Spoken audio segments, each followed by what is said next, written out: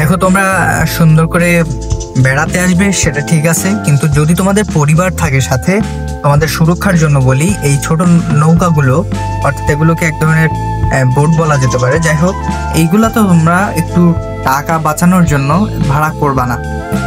ভাড়া করবা না কেন বলতেছি, কারণ পরিবার নিয়ে আসলে দেখা যায় অনেকগুলো বাচ্চা টাচ্চা থাকে, তো ওদের জন্য এটা আর কি খুব একটা সুরক্ষা আমি মনে করি না। কারণ যেহেতু উপকূলীয় অঞ্চল, সেহেতু এই জিনিসটা মাথায় রাখা প্রয়োজন। যখন তখন জোরে ঝড়োয়া বাতাস উঠতে পারে, বিভিন্ন ঢেউয়ের ব্যাপার আছে, স্রোতের ব্যাপার আছে। তো পরিবার নিয়ে আসলে, বাচ্চা সঙ্গে থাকলে, অনেকগুলো বাচ্চা থাকে অনেক পরিবারে, এরকম যদি হয় তাহলে আমি মনে করি ওই নৌকাগুলোতে নাওটাই ভালো।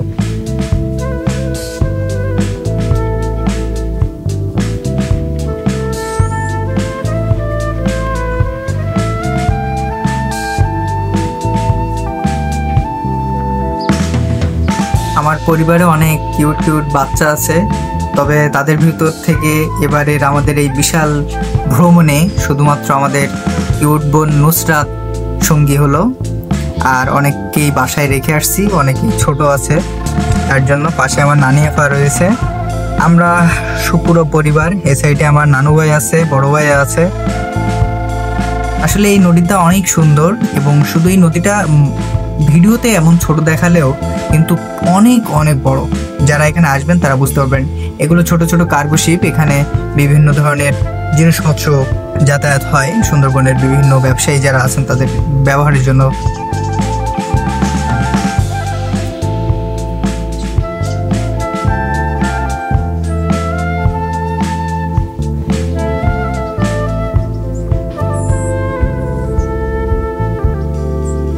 আমরা কিন্তু দীর্ঘ 2 থেকে 3 ঘন্টার জন্য একটা ট্রলার ভাড়া করেছিলাম, এবং আমরা শুধু নদীর সাইড দিয়ে দিয়ে ঘুরতেছি।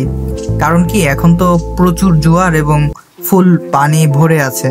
এখন বনের ভিতরে ছোট ছোট যাওয়ার জায়গা থাকে, সেইগুলোর ভিতরে যাওয়া যাবে না, এবং সেগুলো যাওয়ার জন্য অনুমতি লাগে বন কর্তৃপক্ষের।